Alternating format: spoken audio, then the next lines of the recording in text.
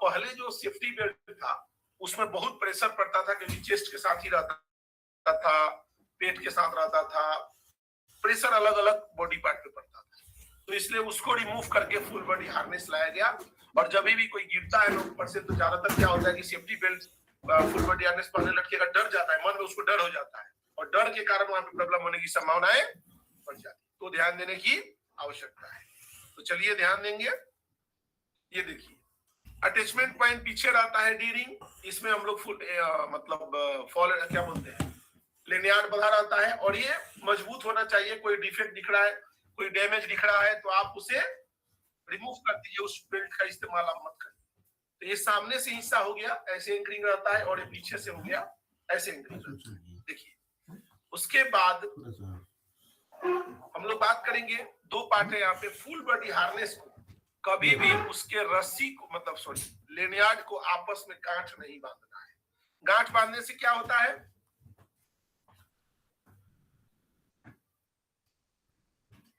कितना कमजोर हो जाता है। वेरी गुड, कमजोर हो जाता है 50%। तो इसलिए गांठ नहीं बांधना है। और दूसरा, उसको धारदार चीजों से बचाना है। प्रोटेक्ट रोप और लेनियार्ड फ्रॉम शार्प एज। ये धारदार चीजों के संपर्क में होगा कट जाएगा, राइट। तो इसलिए उसे क्या करना है, धारदार चीजों से बचाना है। यस, तो प्रोटेक्ट रोप और लेनियार्ड फ्रॉम शार्प एज, उसे धारदार चीजों से आपको बचाने की आवश्यकता है, राइट। चलिए आगे बढ़ते हैं।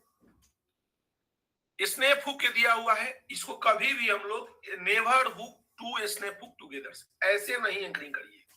ऐसे करने से क्या होता है, लोड पड़ेगा एक ही पे ना, ऐसे दोनों अलग अलग लोड लेगा, तो ये गलत प्रैक्टिस है। दोनों को आपको वायर रोप के साथ या लाइफलाइन के साथ आपको अटैच करने की आवश्यकता है।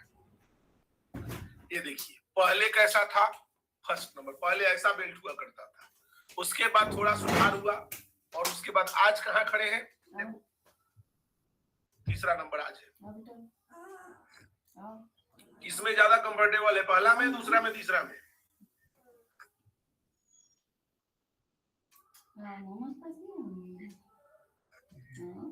तीसरा में लोड 5-6 जगह डिवाइड हो रहा है,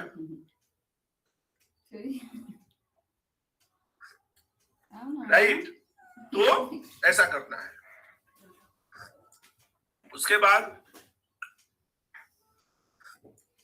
अब नई दुनिया, इसके फोल्डिंग। लेदर के बारे में हम लोग जानकारी ले लिए लगभग, अब हम लोग इसके फोल्डिंग के बारे में जानकारी स्टार्ट करेंगे लेना। तो चलिए इसके फोल्डिंग में हम लोग देखेंगे। तो इसके फोल्डिंग होता क्या है, इसके फोल्डिंग तो परिभाषा में आइए। इसके फोल्डिंग क्या है, एक टेम्परेरी प्लेटफॉर्म है। इसका इस्तेमाल किस लिए होता है, आप अपने लिए कर सकते हो, वर्कमैन के लिए या मैटेरियल के लिए, दोनों के लिए कर सकते हो। और इसके फोल्डिंग मतलब देसी में बोले तो क्या, भाड़ा, बोले तो मचान, भाड़ा या मचान। और इसका इस्तेमाल हम लोग ऊंचाई पे कार्यों के लिए करते हैं। अब जो आप घर में देखते हो ना, बम्बू का बनाते हो, उसमें बम्बू का जाली जैसा बना के डाल देते हो, कोई प्लाईवुड डाल दिया, कोई दरवाजा का एक पल्ला टूटा हुआ है वो डाल दिया, ऐसा होता है ना। काम चलाने के लिए आप कर सकते हो, लेकिन प्लांट में काम चलाने जैसा काम नहीं करना। काम चलाने जैसा काम करने से क्या होगा, लफड़ा हो जाएगा। तो क्या कहता है कि जब भी इसके फोल्डिंग आपको बनाना है तो स्टैंडर्ड को फॉलो करते हुए बनाना है, अदरवाइज दुर्घटना होने की संभावनाएं बढ़ जाएगी। तो चलिए हम लोग देखते हैं अनसेफ इसके फोल्ड। ध्यान से देखिए, ये सामने है, असुरक्षित है, बिल्कुल फैक्ट है। क्या क्या गड़बड़ी है, सबसे पहले तो इसमें पटरा रखा हुआ है जो नहीं रखना है, बाकी देखने में तो पूरा ही गड़बड़ लग रहा है। और ये आउटसाइड में आउटरिगर निकाल के उसमें बिना बेल्ट का काम कर रहा है, पटरा डाल के कर रहा है, इधर पैर रखेगा उधर से भाड़ा उठेगा गिर जाएगा। मतलब पूरी तरह से अनसेफ इसकी फोल्डिंग आपके सामने है, पूरी तरह से असुरक्षित इसके फोल्डिंग आपके सामने है, राइट। ध्यान दीजिएगा। अब इस स्लाइड को बहुत बढ़िया से पढ़ना है, ये अति महत्वपूर्ण स्लाइड है और इसी में से सब कुछ निकल के आएगा।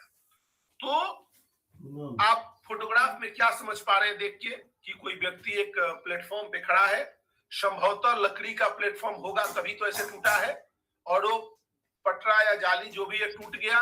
आदमी हेलमेट भी ठीक से नहीं पहना था, वो सिविल का काम, प्लास्टरिंग का काम कर रहा था, हाथ से कुछ छूट गया, इधर छूट गया, हेलमेट छूट गया और नीचे आ रहा है। यही है ना परिस्थिति यहाँ पे। तो ये परिस्थिति कब आती है और क्यों आती है? अब जब आप सुनिए, employ working on scaffold are exposed to these hazards. कौन कौन से हैजार्ड है? Fall from elevation. आप देखिएगा, हम आपको वर्क एट हाइट के हैजार्ड 4 ठो लिखवाए हैं। क्या क्या? Fall of person, fall of material, collapse of scaffolding और इलेक्ट्रिकल हैजार्ड। यही 4 लिखा है ना? यस। आप नोट्स स्टार्ट कर दीजिए वर्क एट हाइट वाला, और उसमें से पॉइंट जो समझ में नहीं आया है ले आइए, और आपको ऐसा लगता है कि इसमें से कुछ पॉइंट नोट्स में नहीं है तो उसको आप नोट्स में लिखिए, और हम लोग ऐड करेंगे ना नोट्स में उस पॉइंट को कि सर ये पॉइंट जोड़ना चाहिए नोट्स में, राइट? यस। तो कहता है, देखिए, फॉल फ्रॉम एलिवेशन क्यों? Caused by slipping, unsafe access, improper maintenance or erection, dismantling, procedures, overloading, absence of guardrail, scaffolding components, failures, defective personal protective equipment और absence of improper use of PPE। ये दुर्घटना के कारण है। एक एक को समझिए। यूज caused by sleeping, कोई व्यक्ति ऊपर से फिसल गया, नीचे गिर जाएगा ना।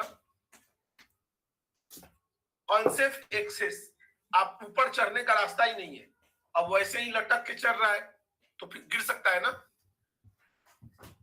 इम्प्रॉपर मेंटेनेंस और इरेक्शन डिसमेंटलिंग, इसके फोल्डिंग का निर्माण सही से नहीं हुआ, भाड़ा का मरम्मत ठीक से नहीं हो रहा है, बना सही से नहीं रहा है, खोल सही से नहीं रहा है। इरेक्शन मतलब बनाना, डिसमेंटल मतलब खोलना, वो काम सही से नहीं हो रहा है तो भी गिर जाएगा। प्रोसीजर्स, जो नियम बने हैं कि ऐसे भाड़ा बनाना चाहिए, वो नियम का पालन नहीं करेगा तो भी गिरेगा। ओवरलोडिंग, भाड़ा पे चढ़ना चाहिए, 5 आदमी को चढ़ गया 20 आदमी तो टूट जाएगा भाड़ा, गिर जाएगा। एब्सेंस ऑफ गार्ड रेल, हम लोग हैंड रेल, मिड रेल, टोबोट की बात बोलते हैं, वो सब मिला के उसको गार्ड रेल बोलते हैं, ये नहीं रहेगा, नीचे गिर जाएगा। स्कैफोल्ड कंपोनेंट्स फेल्योर, स्कैफोल्डिंग में कंपोनेंट्स देखो, ये प्लेट टूट गया, यही तो कंपोनेंट्स फेल्योर है। पाइप बेंड हो गया, क्लैंप टूट गया, मतलब अच्छा क्वालिटी का मटेरियल इस्तेमाल नहीं करोगे तो वहां पे डैमेज होने की संभावनाएं ज्यादा हो जाती है, राइट? तो आपको क्या करना है? डिफेक्टिव मटेरियल का इस्तेमाल नहीं करना है। डिफेक्टिव पर्सनल प्रोटेक्टिव इक्विपमेंट और absence और improper यूज ऑफ पीपी। आप यदि टूटा हुआ पीपी पहन रहे हो, राइट, डिफेक्टिव खराब पीपी, तो कोई सहायता आपको नहीं करेगा, गिर जाओगे। और दूसरा, absence of improper use of, मतलब या तो है ही नहीं तो आप ठीक से पहन नहीं रहे हो। जैसे यहाँ पे क्या स्थिति है, ठीक से नहीं पहना है, चेन स्ट्रिप लगाना चाहिए था, नहीं लगाया है, ऊपर से नीचे गिरने का खतरा बहुत ज्यादा है, राइट? तो ये गलत कार्य हो रहा है यहाँ पे। Impact hazards, right? Impact hazards मतलब आप काम कर रहे हो, आप जहां पे इसके फोल्डिंग बना के काम कर, कोई गाड़ी आया आपको धक्का मार दिया, क्या होगा? भाड़ा लेके गिर जाओगे आप। प्लांट में गाड़ी का भी मूवमेंट होता है, राइट? मचान, यस, मचान या इसके फोल्डिंग भाड़ा सब एक ही है, लेकिन हम लोग इसके फोल्डिंग बोलेंगे, सेफ्टी की भाषा में ठीक रहेगा। Objects drop from above you और ऑन टू बिलो पीपल या पीपल बिलो, मतलब आप जहां काम कर रहे हो आपके ऊपर से कुछ वस्तु आपके ऊपर गिर गया, और नहीं तो आपने नीचे अपने किसी के ऊपर गिरा दिया, ये हो सकता है ना? दोनों समझते हैं। यदि आपके ऊपर कोई काम कर रहा है तो क्या होगा? ऊपर से कुछ सामान छोड़ेगा, आपके ऊपर गिर जाएगा, और आपके नीचे कोई काम कर रहा है तो आप छोड़ोगे, उसके नीचे जाएगा। तो बोला जाता है कि जहां पे कार्य चल रहा है वहां पे किसी व्यक्ति को काम ऊपर या नीचे नहीं करना चाहिए, एक ही फ्लोर पे काम। यदि कुछ बहुत अर्जेंट है तो अलग मैटर है। इलेक्ट्रिक्यूशन, यदि ओवरहेड पावर लाइन जा रहा है, लोहे का पाइप का भाड़ा बना रहे हो, पाइप को उठाए, उसके संपर्क में आए, आपको इलेक्ट्रिक शॉक लग गया, ये हो सकता है। इन सब चीजों से बचना है।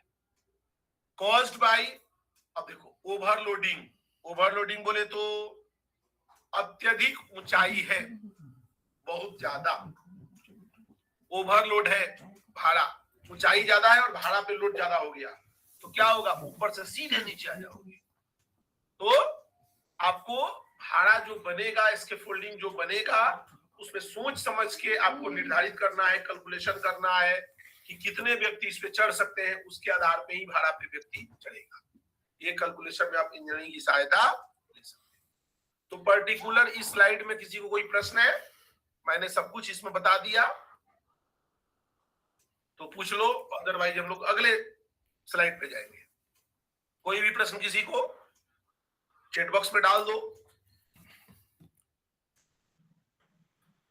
ओके, तो आप देख लिए, कोई प्रश्न नहीं है? बोलिए। बहुत बहुत अच्छा। तो भाड़ा और मचान हिंदी वाला वर्ड है, लेकिन अब कई लोग नहीं समझ पाएगा। यदि मान लो अपने यहाँ का लोग नहीं होगा तो शायद नहीं समझ पाए भाड़ा और मचान, तो हम लोग क्या बोलेंगे, इसके फोल्डिंग ही बोलेंगे, तो सही टर्म है हिंदी इंग्लिश में, भाषा में सिर्फ अंतर है। नहीं नहीं नहीं, इसके फोल्डिंग ही है, और डिफिनेशन में आप जाएंगे तो आप सीधा ये इस्तेमाल कर लीजिए। इसके folding are defined as a temporary elevated work platform and there substructures that are used for supporting workers और मटेरियल्स और बोथ। ये परिभाषा में जाएंगे तो ऐसा बोल दीजिए, है ना। चलिए, तो यहाँ पे फिर से एक बार हम आपको दिखा देते हैं। फॉल, गिरने का कारण स्लिप होना, आने जाने का रास्ता नहीं होना, बिल्डिंग का रख रखाव ठीक से नहीं होना, सही से निर्माण नहीं करना, सही से उसको रिमूवल यानी खोलने का काम नहीं करना, प्रोसीजर्स का पालन नहीं करना, ओवरलोड, अत्यधिक व्यक्ति उस पर चढ़ जाए, options of guardrail, handrail, midrail, toeboard नहीं लगाओगे, इसके फोल्डिंग का कोई कंपोनेंट्स फेलियर हो गया, मतलब पुराना सामान, टूटा सामान इस्तेमाल करोगे तभी ये होता है, और टूटा हुआ पीपीज, डिफेक्टिव पीपीज पहनोगे या गलत तरीके से पीपीज पहनोगे तो गिरने का चांसेस बढ़ जाता है। और इंपैक्ट हैजार्ड्स, उसमें क्या होता है, नियर बाई स्ट्रक्चर से आपका भाड़ा टकरा गया, आपके ऊपर कोई स्ट्रक्चर गिर गया, कोई गाड़ी हिट कर दिया तो भाड़ा गिर जाता है, या कोई वस्तु आपके ऊपर गिर गया, आपके भाड़ा के ऊपर गिर गया, या आपके हाथ से छूट के नीचे कहीं गिर गया तो प्रॉब्लम होता है। और इसके फोल्डिंग का निर्माण जहां ओवरहेड इलेक्ट्रिकल केबल जा रहा है वहां करने से बचना चाहिए, क्योंकि उसके संपर्क में आने से हमको क्या है, इलेक्ट्रिक शॉक लग जाता है। और कैपेसिटी डिफाइन करनी है भाड़ा का, और यदि उसमें कैपेसिटी डिफाइन नहीं होगा तो क्या होगा, भाड़ा गिर जाएगा, टूट जाएगा या कोलैप्स हो जाएगा। तो उसमें 2-3 बात है, ग्राउंड कंडीशन से लेकर के और निर्माण कार्य तक सब कुछ ठीक से होगा तभी जाके भाड़ा मजबूत होगा, अदरवाइज उसको फेलियर होने की संभावनाएं बहुत ज्यादा हो जाएगी। राइट, चलिए आगे बढ़ते हैं। यस,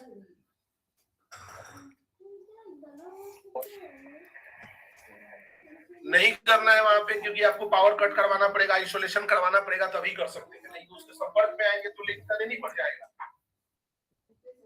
तो वहां पे हम लोग को अवॉइड करना है, नहीं तो आइसोलेशन लेना पड़ेगा, मतलब पावर कट कराना पड़ेगा तभी कर सकते हैं। क्योंकि जो डिस्टेंस मेंटेन करना है ना, जैसे मान लो कोई केबल गया है और रिक्वायरमेंट है कि उससे 6 मीटर या 6 फीट या 10 फीट डिस्टेंस मेंटेन करना है, तो उतना तो करना ही पड़ेगा। तो वो अवॉइड किया जाता है इलेक्ट्रिकल मतलब लाइन के पास में काम करने के लिए। हाँ, वोल्टेज ज्यादा होगा तो थोड़ा दूरी बनाना पड़ेगा, लेकिन हम लोग दूरी नहीं मापते हैं, हम लोग सीधा सोचते हैं कि भाई जहाँ पे ऊंचाई पे भाड़ा गया हुआ है, सॉरी पावर केबल, तो वहां पे इसके फोल्डिंग अवॉइड करते हैं कि नहीं वहां नहीं करना है, तो वो प्रॉब्लम कर देगा, है ना।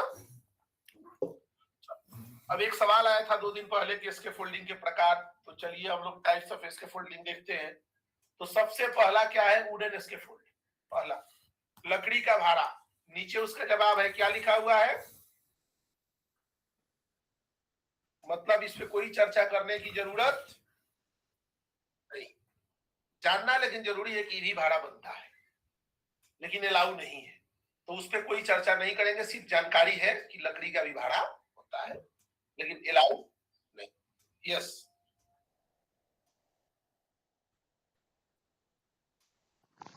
आप थोड़ा एक दिन और रुक जाइए, आपको सामने दिख जाएगा। उसमें बहुत कुछ कैलकुलेशन, पाइप का मोटाई से लेकर के इसके फोल्डिंग का, क्लेम का कैपेसिटी, बे लेंथ, बहुत कुछ कैलकुलेशन है। एक से कल तक आपको शायद जवाब मिल जाएगा। राइट, रेगुलर रहिए सिर्फ। तो देखिए यहाँ पे दिखता है मेटल स्कैफोल्ड। तो मेटल स्कैफोल्ड में कुल मिला जुला के 5 स्कैफोल्डिंग है। ट्यूबुलर है, आउट ट्रिगर है, सस्पेंडेड है, रोलिंग है, या रोलिंग को मोबाइल भी बोलते हैं, और चेस्टेड है। ये 5 स्कैफोल्डिंग मेटल में है। और बटवान चेयर के बारे में हम लोग देखेंगे, ये ज्यादातर इलेक्ट्रिकल लाइन वगैरह में काम करने में, छोटा मोटा काम के लिए, और अदर स्ट्रक्चर्स लाइक बीम का सपोर्ट वगैरह लेके भी हम लोग कुछ ना कुछ के झूला वगैरह बनाते रहते हैं।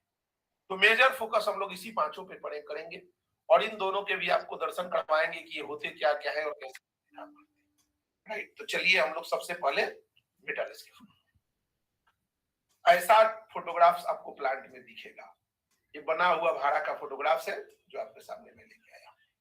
आप गौर से देखिए, अलग अलग इक्विपमेंट है, अलग अलग उसके नाम है, और बहुत इस पर हम लोग चर्चा करेंगे। राइट, ध्यान से देखिए, यहाँ पे गार्ड्रेल सिस्टम लगा हुआ है, क्रॉस ब्रेसिंग लगा हुआ है, राइट, वर्टिकल स्टैंडर्ड्स, अलग अलग नाम है। ये भाड़ा के फोटोग्राफ्स है। एक स्केच है, आप यहाँ पे देख सकते हो, वर्टिकल लगा हुआ है, अलग अलग इसमें आपको मटेरियल दिख रहे हैं। राइट, लेकिन सबका मीनिंग है, सबका अलग अलग नाम है, किस शेप में है, क्या रहेगा, ये हम लोग एक एक को नेम वाइज पहचानेंगे। आगे बढ़ते हैं। पाइप से बनता है। अब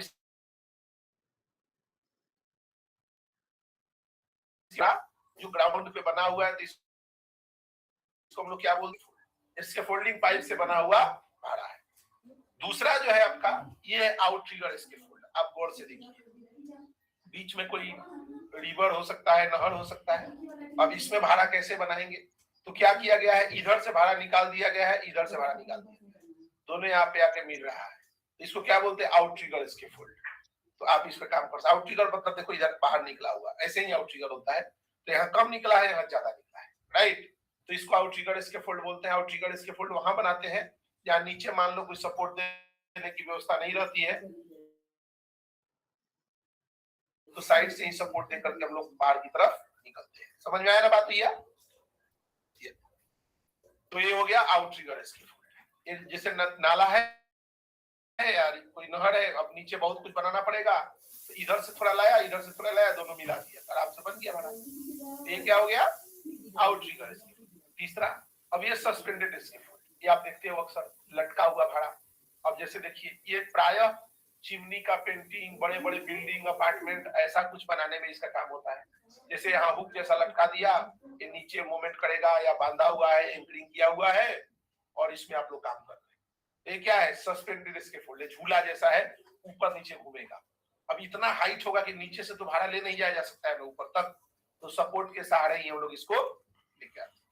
ये बड़े बड़े मॉल, बिल्डिंग में ऐसा अक्सर इसका इस्तेमाल हम लोग करते हैं। इसको बोलते हैं सस्पेंडेड स्कैफोल्ड। राइट,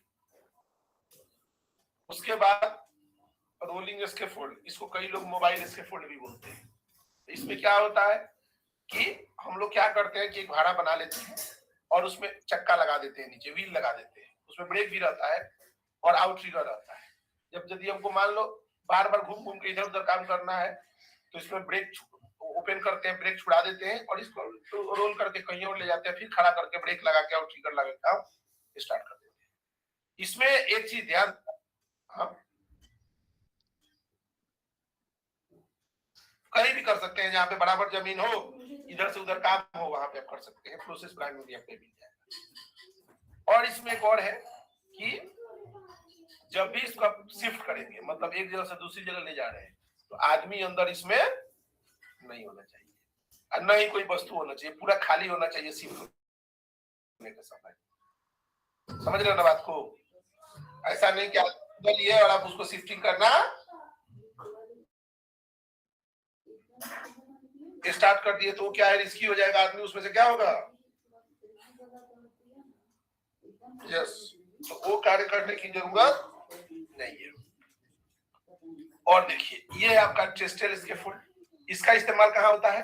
देखो ये तो ऐसे प्लांट में आपको कम दिखेगा, इसका ज्यादातर इस्तेमाल जैसे मान लीजिए आपके घर में, इसका इस्तेमाल ज्यादातर होता है जैसे मान लीजिए आपके घर में आपके छत का प्लास्टर करना है, तो छत का प्लास्टर करना है तो क्या करते हैं, दोनों तरफ ये जैसा रहता है उसमें रख दिए और फटाफट प्लास्टर कर दिए, तो समय नहीं लगता है बनाने में। इधर टी मतलब ये जैसा रखा, इधर ये जैसा रखा, उसमें पटरा रखते हैं, लेकिन रिस्की है।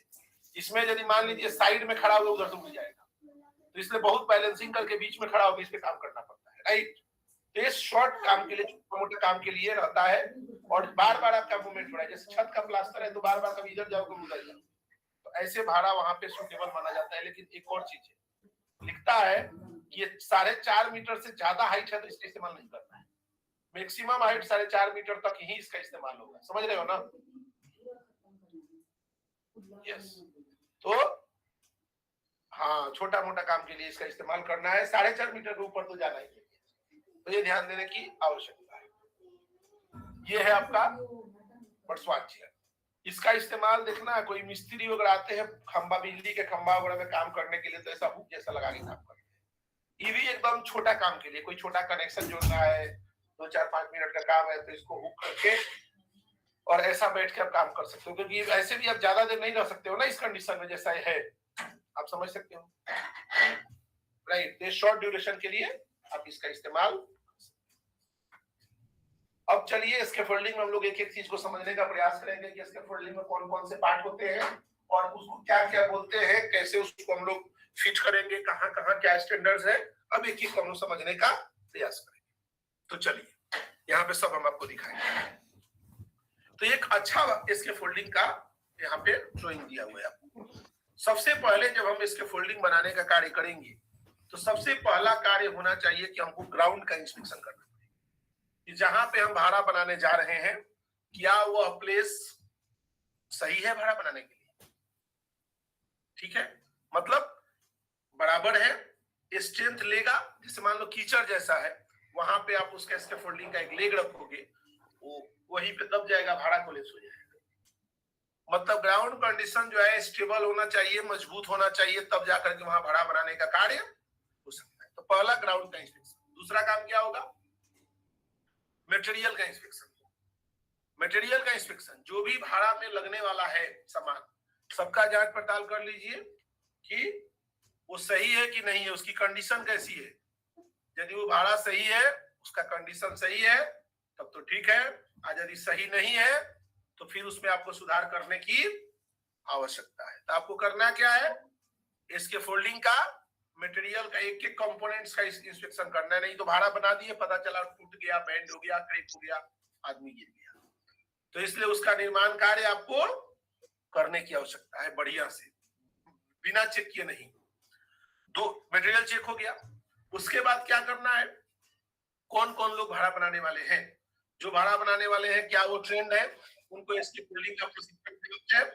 यदि उनको इसके फोल्डिंग का प्रशिक्षण प्राप्त है, सब कुछ पता है, तो उनको बुलाइए और उनको बुलाने के बाद उनको ट्रेनिंग दे दीजिए। ट्रेनिंग दे देंगे या टूल बॉक्स मीटिंग करेंगे, उसके बाद ही वो काम पे लगेंगे। अब जो भाड़ा बनेगा, सबसे पहले क्या देखना है, यदि मिट्टी वाला एरिया है, थोड़ा लूज लग रहा है, तो आपको क्या देना पड़ेगा, सोल प्लेट। सोल प्लेट पहले, यस। सबसे नीचे देखो पटरा जैसा दिख रहा है, वहां क्या बेस प्लेट अलग होता है, सोल प्लेट अलग होता है। सोल प्लेट बड़ा सा कोई पटरा दे दिया, वो सोल प्लेट हो गया। बेस प्लेट का तो डायमेंशन है 6 इंच गुने 6 इंच गुने 6 mm, वो बेस प्लेट है। अब बेस प्लेट के नीचे सोल प्लेट लगता है, या जिसको मडसिल भी बोला जाता है, हम लोग पिछले स्लाइड में देख चुके हैं। तो यहाँ पे क्या है, बड़ा सा देखो एक दिख रहा है ना, लगता है तख्ता जैसा कुछ पटरा जैसा दिया, यहां से यहां तक, यही सोल प्लेट है। एक यहाँ दिख रहा है, उधर दिख रहा है, तो पहले सोल प्लेट दिया। के नंबर जो दिया है वो सोल प्लेट है, के नंबर देख लो, के नंबर जो ऑप्शन है, तीर जाके लग रहा है, सोल प्लेट है, पूरा लंबा यहां से वहां तक।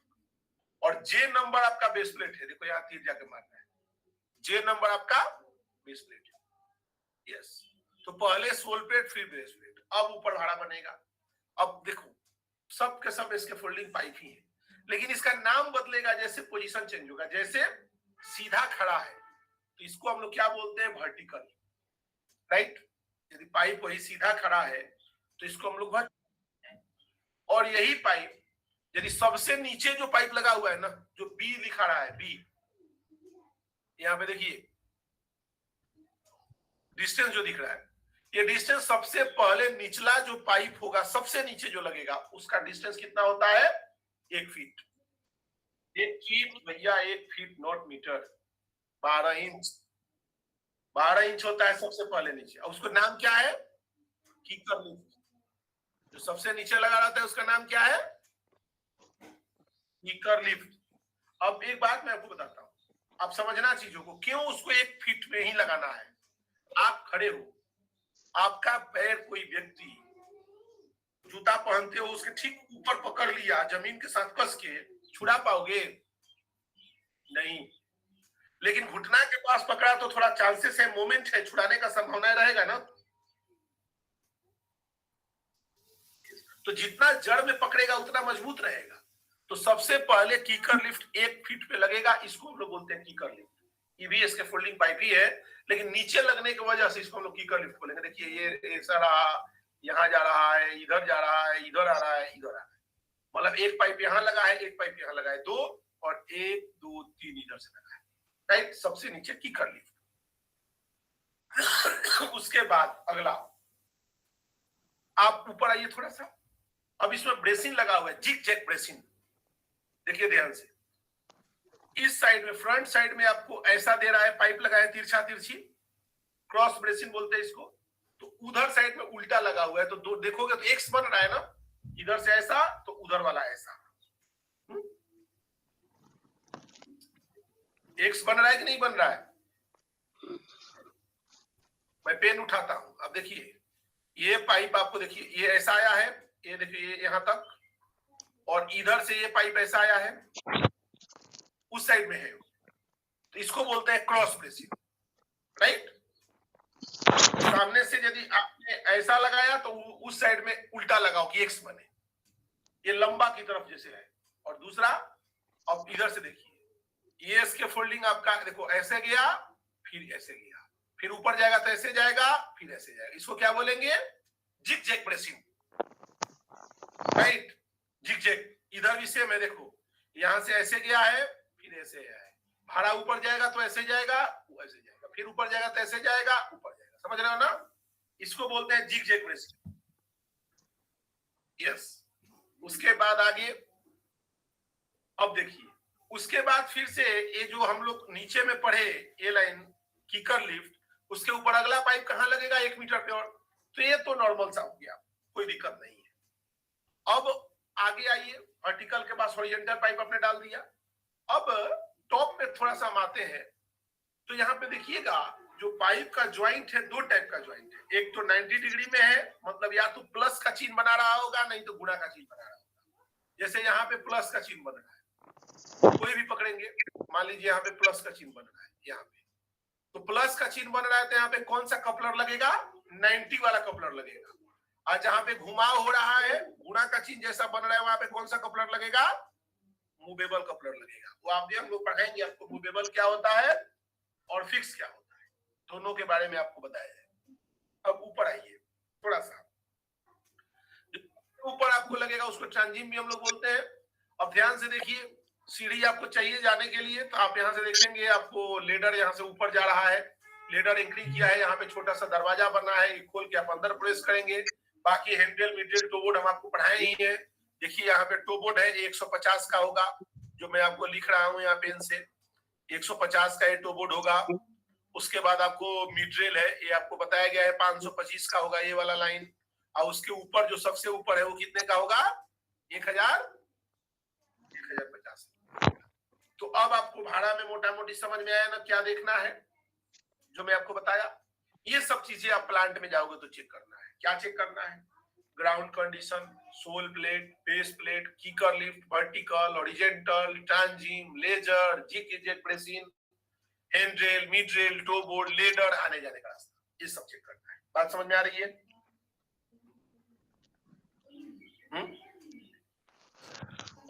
और ये चीजें आपको आज लग रहा होगा कि सर कल भूल जाएंगे, उसका क्या नाम है। तो जब 2-4 महीना आदमी काम करता है एनएसके फोल्डिंग में तो सब याद आने लगता है कब कौन क्या है, कौन क्या है, राइट। यूज करने से थोड़ा आदमी ज्यादा फेमिलियर होता है। तो अभी जानना जरूरी है, पता होना जरूरी है कि क्या होता है, आपको समझ। अब यहां देखिए ये भी भाड़ा बना हुआ है, यहां भी आपको हम समझाएंगे सेम।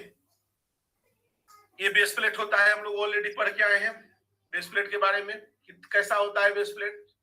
6 इंच गुणे 6 इंच गुणे 6 में का बीच में एक डॉट जैसा क्यों वेल्डिंग मारा हुआ है, नट बोल्ट जैसा। पाइप यदि बीच में रखोगे तो खिसकेगा नहीं ना, बीच में ही रहेगा। यदि नहीं रहेगा तो पाइप आगे पीछे हो सकता है ना, तो इसलिए बीच में वेल्डिंग कर दो। यस। और यहाँ पे कपलर है, मूवेबल होता है, वो घूम जाएगा। फिक्स वाला 90 डिग्री जोड़ का चिन्ह बनाता है। और एक अच्छा इसके फोल्डिंग का फोटोग्राफ है, आप देखिए यहाँ पे cross machine, handle, midrail, toe board, base plate, sole plate सब कुछ लगा हुआ है, आप फोटोग्राफ में देख सकते हैं, राइट। चलिए और देखिए यहाँ पे आप कपलिंग की बात की गई है, तो मूवेबल और फिक्स जो कपलिंग है, इसको वर्कर अपनी भाषा में इसको फिक्स कपलर और चालू कपलर बोलता है, या कई लोग जाम कपलर और चालू कपलर बोलता है। जाम मतलब 90 मूवमेंट नहीं होता है, और फिक्स मतलब मूवेबल मतलब वो घूमेगा, एडजस्ट होगा, राइट। ये 2 कपलर होते हैं। अब देखिएगा ध्यान से, जब हम रूफ का ढलाई वगैरह करते हैं तो इसके फोल्डिंग में हम लोग को स्क्रू चेक का इस्तेमाल करना चाहिए कि मान लीजिए यदि आपका इसके फोल्डिंग प्लेटफॉर्म थोड़ा कहीं से उठाना है तो इतना भारी आप भाड़ा कैसे उठाओगे, तो स्क्रू चेक रहेगा तो इसको घुमा के थोड़ा सा कम ज्यादा आप कर सकते हैं। क्लियर है ना। दूसरा, 2 पाइप को जोड़ने के लिए स्लू कपलर का इस्तेमाल होता है। ये देखिए, ये बॉक्स कपलर भी इसको बोलते हैं। इधर से डाला, बोल्ट टाइट कर दिया, जुड़ गया। तो 2 पाइप को जोड़ना है तो कैसे जोड़ना है, बगल में फोटो है, एक ही लेवल पे नहीं जोड़ना है। जैसे मान लीजिए भाड़ा बना रहे हैं तो सब 6 मीटर का पाइप डाल दोगे तो एक ही लेवल पे सब ज्वाइंट आ जाएगा ना, अगला ऊपर जाके भाड़ा कमजोर पड़ेगा। यदि एक ही लेवल पे ज्वाइंट आ गया तो भाड़ा कमजोर हो जाएगा। तो क्या करना है, अलग अलग लेवल पे ज्वाइंट देना है। जैसे 4 ठो पोस्ट है तो ऐसा करो ना कि 3 मीटर पे 2 ठो ज्वाइंट है, फिर अगले 3 मीटर पे 2 ठो ज्वाइंट है, फिर अगले 3 मीटर पे 2 ठो ज्वाइंट है। बात समझ में आ रही है। यस। लेकिन एक ही लेवल पे ज्वाइंट आ जाएगा तो क्या होगा, भाड़ा कमजोर हो जाएगा ना। अब यहाँ पे ज्वाइंट है तो ये दोनों मजबूती दे रहा है ना। बात समझ में आ रही है। यस। तो ये मजबूती आपको यहाँ पे देना है, तो इसलिए ज्वाइंट अलग अलग एलिवेशन पे आपको करने की आवश्यकता है। आगे अब ये हम आपको पढ़ा चुके हैं, मुझे लगता है कोई डाउट नहीं है आपको। इसके फोल्डिंग का पाइप जीआई का होता है, पाइप का लेंथ 3 मीटर, 6 मीटर, 2 मीटर, जो आप स्ट्रेंथ हो जितना जरूरत हो आप कर सकते हैं। 6 मीटर पाइप का वजन लगभग 20 केजी के आसपास होता है। आईडी 40 mm होना चाहिए, थिकनेस 2.9 mm होना चाहिए, और बेस प्लेट का साइज 6 गुणे 6 गुणे 6 होना चाहिए, राइट। अब हम लोग आगे देखेंगे। अभी किसी ने पूछा इसके फोल्डिंग का लोड कैपेसिटी, तो देखिए आप समझिए बात। जब इसके फोल्डिंग को हम लोग बनाते हैं ना तो उसमें कैसा भाड़ा बनाना है वो डिपेंड करता है किस पे, बे लेंथ पे। मैक्सिमम बे लेंथ उसका कितना है, मिनिमम बे लेंथ कितना है, उस पर डिपेंड करता है। और मैं आपको सिंपल सा एक प्रश्न बोल रहा हूं, समझिएगा बात। आपके यहां मान लीजिए कोई नहर है जिसका चौड़ाई 10 मीटर है, तो आपने क्या किया, इस छोर से लेकर के और इस छोर तक एक लंबा सा कोई खंभा या जाली या कुछ ऐसा डाल दिया यहां से, तो इस पे चढ़ोगे तो ये बीच से हिलेगा ना। लेकिन मैं क्या बोल रहा हूं, 2 ठो बीच में सपोर्ट लगा दिया तो क्या होगा, आज 4 ठो सपोर्ट लगा दिया तो मतलब जितना ज्यादा सपोर्ट। अब जैसे मान लो 10 मीटर है तो इसका बे लेंथ कितना है, 10 मीटर हो गया। एक खंभा से दूसरे खंभा की दूरी को बे लेंथ बोलते हैं। लेकिन यदि 2 ठो बीच में सपोर्ट लगा दिया तो इसका बे लेंथ कितना हो गया,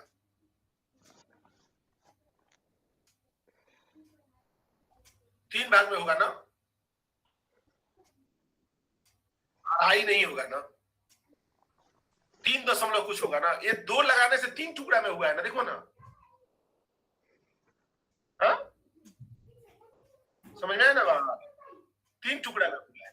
तो जब ये 9 मीटर होगा तो 3-3 मीटर इसका बे लेंथ हो गया। तो मतलब सिंपल सा बात स्पष्ट है कि जितना मजबूत भाड़ा बनाना है उतना ज्यादा सपोर्ट दो ना नीचे से, उतना ज्यादा आदमी।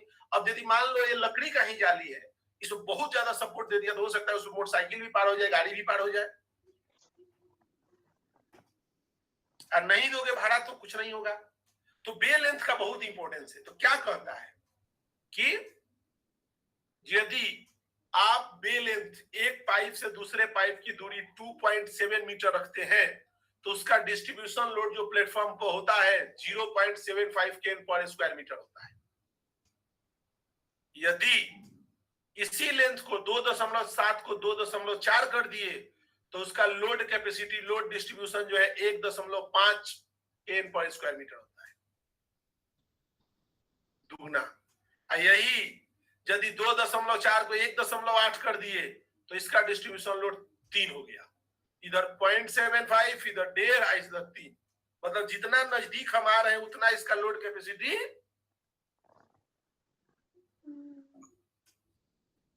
यस। बस मतलब मजबूत भाड़ा बनाना है, मतलब लेंथ। आप देखना ना, जब ढलाई वगैरह करने के लिए जो इसका फोल्डिंग बनता है उसमें बहुत सपोर्ट देना पड़ता है क्योंकि उस पर कंक्रीट वगैरह का लोड आने वाला है ना। पता चला कि आपने कास्टिंग शुरू कर दिया तब तक भाड़ा जमीन पे आ चुका है, कंट्रोल नहीं हो पाएगा। तो इसलिए पहले से ही उसको मजबूती से बनाना जरूरी है, नहीं तो पूरा माल बनाया होगा। यदि इसके फोल्डिंग कमजोर बनेगा, प्रॉपर सपोर्ट नहीं दिया जाएगा तो माल नीचे चला आएगा। तो इसके लिए आपको ध्यान देना है। चलिए आगे बढ़। यस, अब बे लेंथ हम बात कर रहे थे ना, देखिए ये बे लेंथ यहां से यहां, यही ना बे लेंथ हम बोल रहे थे। अब यहाँ पे जो पाइप है इसमें कितना सपोर्ट है? सिर्फ एक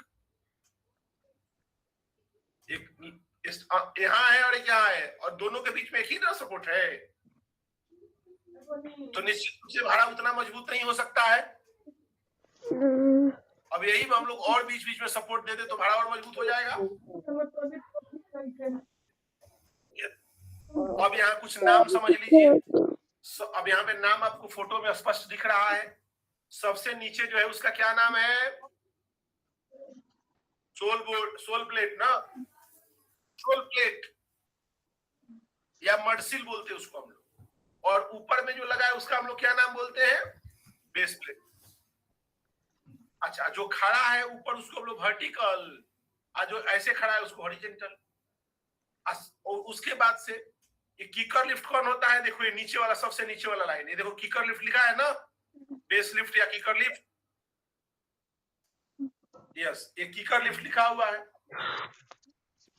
यस, तो इसका इस्तेमाल कहां करेंगे हम लोग किकर लिफ्ट का?